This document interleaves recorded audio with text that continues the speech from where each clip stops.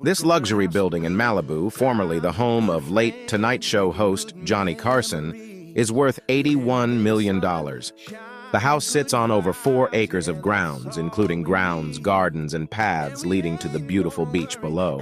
It was built in 1980 and sits on the Point Dume promontory in Malibu. The main 2-bedroom home measures at 7,083 square feet. It features an entertaining lounge space that boasts 30 feet high glass windows, along with an indoor arboretum perfect for any nature lover. The home also has an ocean terrace overlooking the Pacific Ocean. The master suite sits on the home's upper level and has his and hers bathrooms and closets, complete with onyx fixtures. Along with a guest home that has 2 bedrooms of its own, the mansion features a sun deck, pool, waterfall, koi pond, tennis courts, gym, and locker room, along with a wine and tasting room. Do you like this house?